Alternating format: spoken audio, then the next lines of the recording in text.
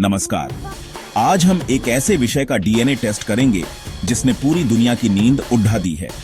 मध्य पूर्व एक बार फिर बारूद के ढेर पर बैठा है और इस बार चिंगारी ईरान और इजराइल के बीच सुलग रही है। आज तारीख है 19 जून 2025 और खबरें आ रही हैं कि इजराइल किसी भी वक्त ईरान के परमाणु ठिकानों पर एक बड़ेड़ा हमला कर सकता है। यह सिर्फ हमारी आशंका नहीं है, बल्कि अमेरिका और यूरोप के बड़े अधिकारी भी मान रहे हैं कि एक विनाशकारी युद्ध का खतरा अपने चरम पर है। यह तनाव अचानक पैदा नहीं हुआ है, बल्कि इसके पीछे दशकों पुरानी दुश्मनी, शक और एक दूसरे को खत्म कर देने की धमकी छिपी हुई है, जो अब एक खतरनाक मोड़ पर आ चुकी है। इस तनाव की आग में घी डालने का काम हाल की कुछ घटनाओं ने किया है। अक्टूबर 2023 में शुरू हुए गाजा युद्ध ने पूरे क्षेत्र को अस्थिर कर दिया, जिससे ईरान और इजराइल की दुश्मनी और भी गहरी हो गई। हालात तब और बिगड़ गए जब संयुक्त राष्ट्र की परमाणु एजेंसी आईईए ने इसी महीने यानी जून 2025 में यह घोषणा कर दी कि ईरान अपने परमाणु दायित्वों का उल्लंघन कर रहा है। यह लगभग 20 सालों में पहली बार है जब ईरान पर इतना गंभीर आरोप लगा है।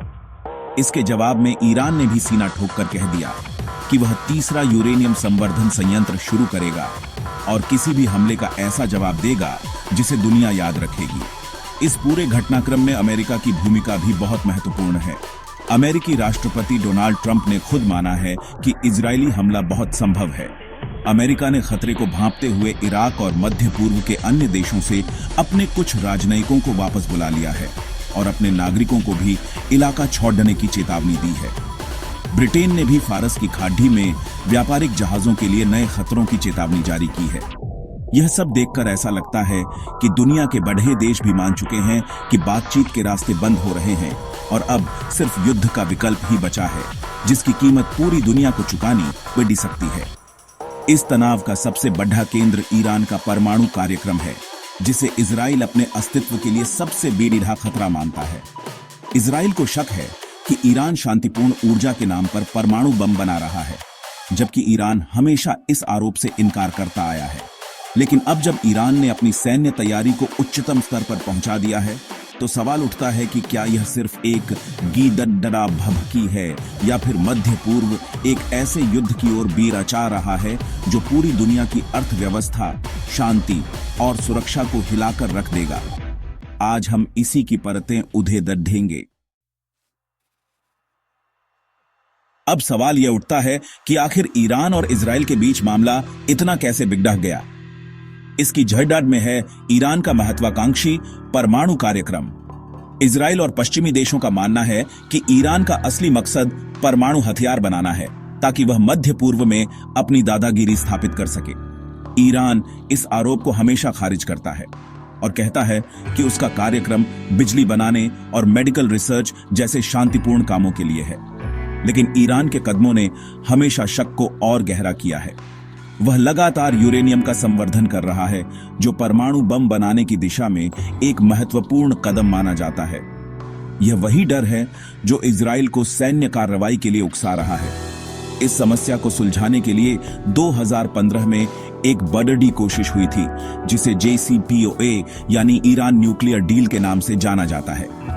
इस समझौते के तहत ईरान अपने परमाणु कार्यक्रम को सीमित करने पर राजी हुआ था और बदले में अमेरिका और अन्य देशों ने उस पर लगे आर्थिक प्रतिबंध हटा लिए थे। सब कुछ ठीक चल रहा था, लेकिन 2018 में तत्कालीन अमेरिकी राष्ट्रपति डोनाल्ड ट्रंप ने इस समझौते को सबसे खराब डील बताते हुए अमेरिका को इससे अलग कर लिया और ईरान पर पहले से भी ज्यादा कड़े प्रतिबंध लगा दिए। यह एक टर्निंग पॉइंट था। अमेरिका के इस कदम से नाराज होकर ईरान ने भी समझौते की शर्तों को तोड़ना शुरू कर दिया और अपने परमाणु कार्यक्रम को तेज कर दिया। इसके बाद से हालात लगातार बिगड़ते गए। राष्ट्रपति ट्रंप ने अपने दूसरे कार्यकाल में ईरान के साथ बातचीत की नई कोशिशें की, लेकिन वे भी असफल रही। ईरान के सर्वोच्च नेता ने अमेरिका के किसी भी प्रस्ताव को मानने से साफ इनकार कर दिया, जिससे तनाव और बियाज गया। हाल ही में जब IAEA ने यह पुष्टि कर दी कि ईरान परमाणु अप्रसार संधि का उल्लंघन कर रहा है, तो इजराइल को हमला करने का एक बेढा कारण मिल गया। इजराइल को लगता है कि अगर अब ईरान को नहीं रोका गया तो वह परमाणु बम बनाने के बहुत करीब पहुंच जाएगा और फिर उसे रोकना नामुमकिन होगा।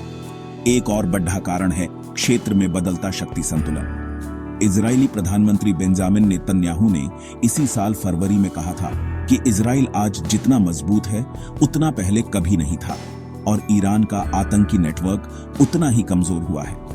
सीरिया और लेबनान में ईरान समर्थित गुटों के कमजोर होने से इजराइल को लगता है कि यह हमला करने का सही समय है। उसे लगता है कि अगर अभी ईरान की कमर तोड़ दी गई तो वह फिर कभी सिर नहीं उठा पाएगा। यही वजह है कि आज दोनों देश एक दूसरे के खून के प्यासे बने हुए हैं और युद्ध के बादल मंडरा रहे हैं। अब हम उस खिलाड़ी की बात करते हैं जिसके एक इशारे पर इस खेल का रुख बदल सकता है, और वह है अमेरिका। इस पूरे मामले में अमेरिका एक अजीब सी दुविधा में फंसा हुआ है। एक तरफ राष्ट्रपति ट्रंप प्रशासन का कहना है कि वह इस मसले का हल युद्ध से नहीं बल्कि कूटनीति और बातचीत से चाहता है। अमेरिका और ईरान के बीच ओमान में बातचीत का छठा दौर भी तय हो चुका है। अमेरिका इजराइल पर भी दबाव बना रहा है कि वह हमला करने से पहले बातचीत को एक और मौका दे, लेकिन दूसरी तरफ अमेरिका के ही कदम इस आग को और भड़का रहे हैं, जिससे यह समझना मुश्किल हो जाता है कि अमेरिका चाहता क्या है। अमेरिका ने यह तो साफ कर दिया है कि अगर इजराइल ईरान पर हमला करता है तो अमेरिकी सेना सीधे तौर पर इस हमले में शामिल नहीं होगी। अमेरिका इजराइल को कोई आक्रामक सहायता नहीं देगा, लेकिन उसने यह भी कहा है कि अगर ईरान जवाबी कार्रवाई करता है तो अमेरिका इजराइल को खुफिया जानकारी, लॉजिस्टिक्स और रक्षात्मक सहायता दे सकता है। यह एक तरह से इजराइल को हरी झंडी दिखाने जैसा है कि तुम हमला करो, अगर कुछ गड्ढबड्ढा हुई तो हम पीछे खड्डी हैं। यह अमेरिका की दोहरी नीति को दिखाता है, जहां वह शांति की बात भी करता है और पर्दे के पीछे से युद्ध की तैयारी भी कर रहा है। कई एक्सपर्ट्स का मानना है कि अमेरिका की यह पूरी रणनीति ईरान पर दबाव बनाने का एक तरीका है। अमेरिका अपने राजनयिकों को वापस बुलाकर और इजरायली हमले की धमकी देकर ईरान को डराना चाहता है, ताकि वह परमाणु वार्ता में झुक जाए और अमेरिकी शर्तों को मान ले। यह एक बहुत ही जोखिम भरा खेल है, क्योंकि अगर ईरान इस दबाव के आगे नहीं झुका और इजराइल ने सच में हमला कर दिया तो यह आग पूरे मध्य पूर्व को अपनी चपेट में ले लेगी। अमेरिका को भी पता है कि इस युद्ध का सीधा असर उसकी अर्थव्यवस्था और उसके सैनिकों पर पड़ी रहेगा, इसलिए वह सीधे तौर पर इसमें उलझने से बच रहा है।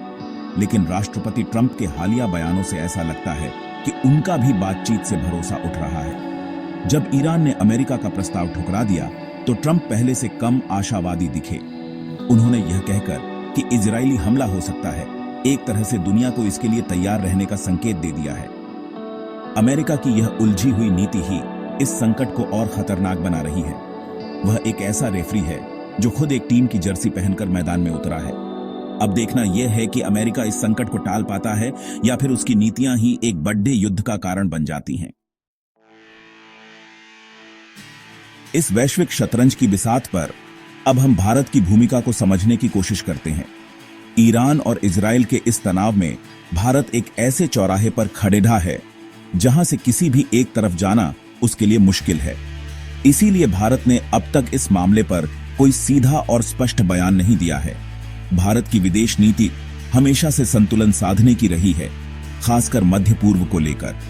भारत के लिए ईरान और इजराइल दोनों ही देश बहुत महत्वपूर्ण हैं और भारत किसी भी एक का पक्ष लेकर दूसरे को नाराज करने का जोखिम नहीं उठा सकता। यह भारत की कूटनीतिक मजबूरी भी है और समझदारी भी। भारत के लिए ईरान क्यों जरूरी है? ईरान भारत की ऊर्जा सुरक्षा के लिए एक महत्वपूर्ण स्रोत रहा है।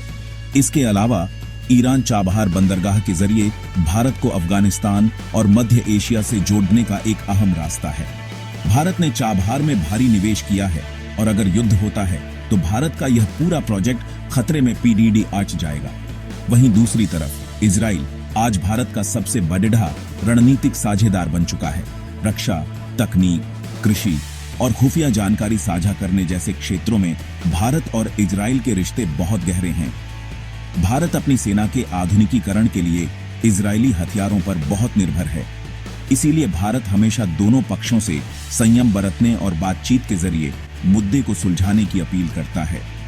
भारत नहीं चाहता कि इस क्षेत्र में कोई भी सैन्य संघर्ष हो, क्योंकि इसका सीधा असर भारत के हितों पर पीड़ेगा। मध्य पूर्व में लाखों भारतीय काम करते हैं, जिनकी सुरक्षा भारत सरकार की पहली प्राथमिकता है। अगर युद्ध छिड़ता है तो उन्हें वहां से सुरक्षित निकालना एक बहुत बड़ी चुनौती होगी। इसके अलावा युद्ध की वजह से कच्चे तेल की कीमतें आसमान छूने लगेंगी, जिसका सीधा असर भारत की अर्थव्यवस्था और आपकी जेब पर पीड़ेगा। निष्कर्ष यह है कि आगे का रास्ता बहुत अनिश्चित है। अगर कूटनीति सफल नहीं हुई और इजराइल ने हमला कर दिया तो ईरान चुप नहीं बैठेगा। वह न केवल इजराइल पर बल्कि पूरे क्षेत्र में अमेरिकी ठिकानों और उसके सहयोगी देशों पर भी हमला कर सकता है। यह संघर्ष सिर्फ दो देशों के बीच सीमित नहीं रहेगा, बल्कि यह एक क्षेत्रीय युद्ध का रूप ले सकता है, जिसमें सऊदी अरब और अन्य खाड़ी देश भी खींच सकते हैं। भारत के लिए यह स्थिति किसी बुरे सपने से कम नहीं होगी। इसलिए भारत चाहेगा कि यह संकट टल जाए, क्योंकि इस आग की तपिश दिल्ली तक महसूस होगी। भारत की शांति की अपील सिर्फ एक कूटनीतिक बयान नहीं, बल्कि उसकी अपनी सुरक्षा और समृद्धि की जरूरत है।